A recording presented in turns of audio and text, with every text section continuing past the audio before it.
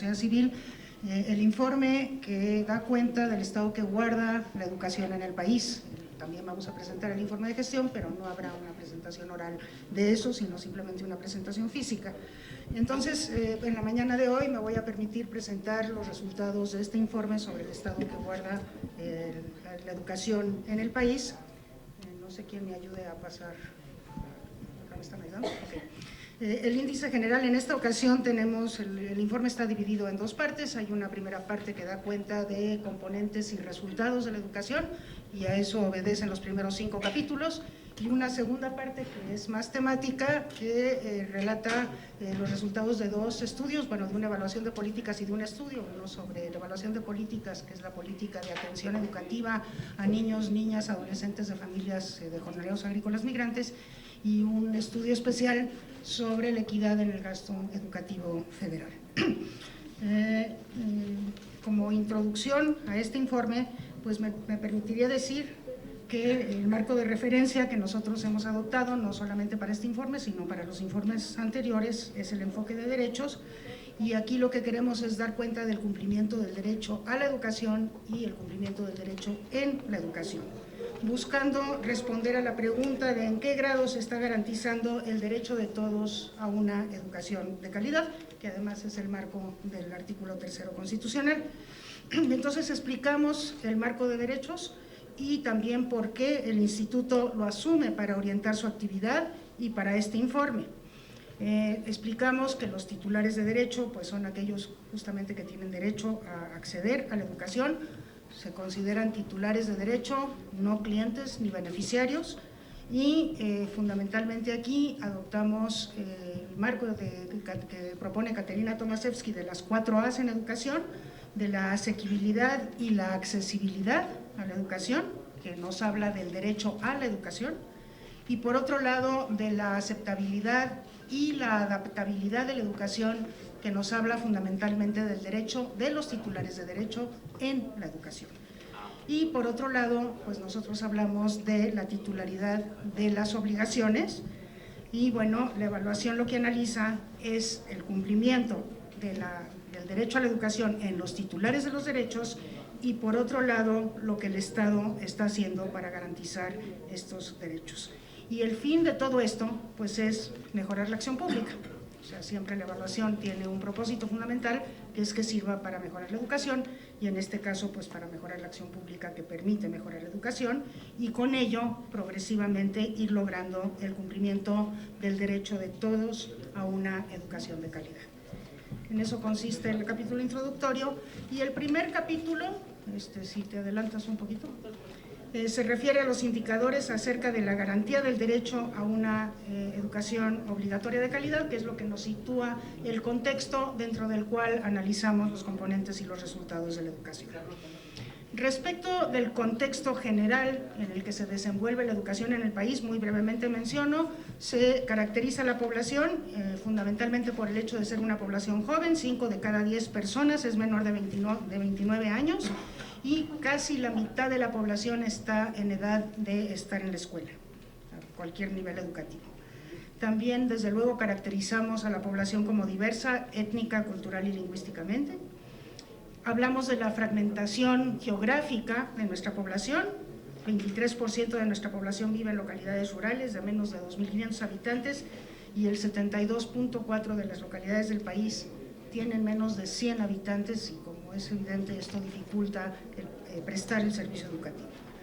También tenemos un país sumamente desigual.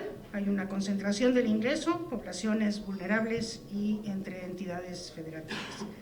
Y bueno, tenemos un contexto de pobreza también.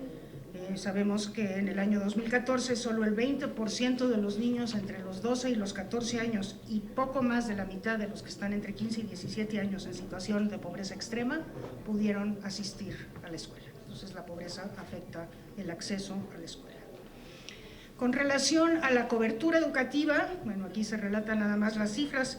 En preescolar tenemos una cobertura de 71.9 y un problema fundamental con el primer grado de preescolar, que todavía está lejos de estar universalizado.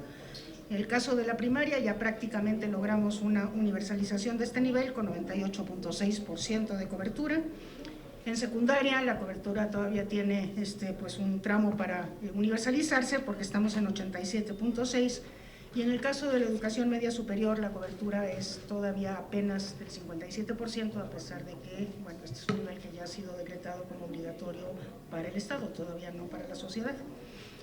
En la siguiente gráfica vemos cómo ha venido evolucionando a lo largo de los años el promedio de escolaridad de la población de 15 años y más, y ustedes pueden ver que en este momento estamos con un 9.2% de promedio, que equivale a poco más de la educación secundaria, y en general podemos decir que hemos ido avanzando en 1.1 grados cada década, y eso lo podemos ver aquí en esta gráfica.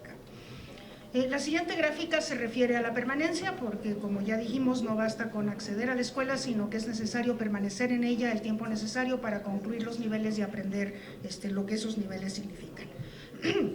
Entonces, bueno, aquí lo que tenemos en esta gráfica, en la línea roja, que es la que está arriba, es la manera como ha venido evolucionando el porcentaje de población que tiene al menos la educación básica completa, de la población entre 20 y 24 años, y como pueden ver ustedes ahí, estamos en 84.4% de la población 20-24 con educación básica completa, y la línea de abajo, la azul, nos indica cuántos de este grupo de edad de 20 a 24 años tienen la educación media superior completa, y estamos en el 51.0% en este caso.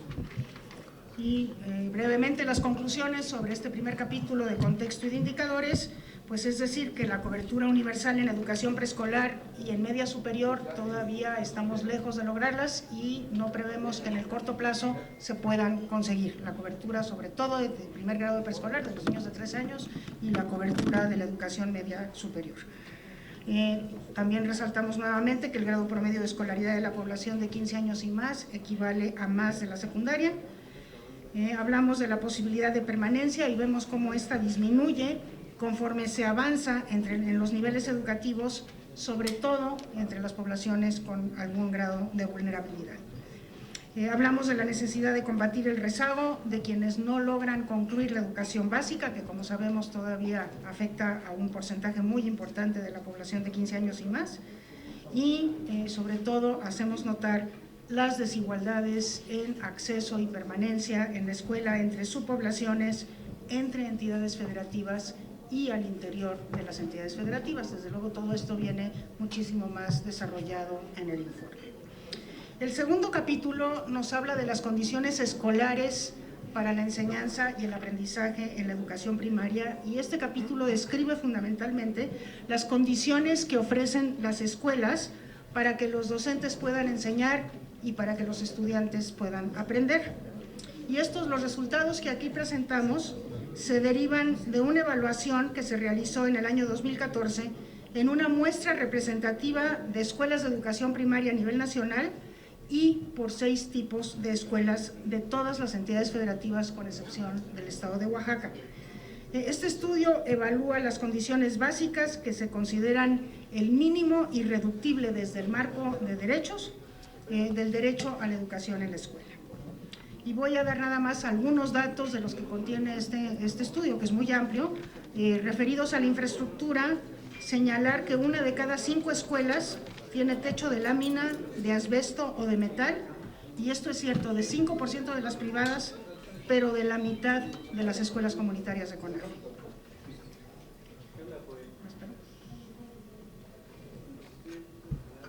Aprovecho y perdón por interrumpir a la presidenta Schmelkes. Los que quieren ir haciendo comentarios o preguntas,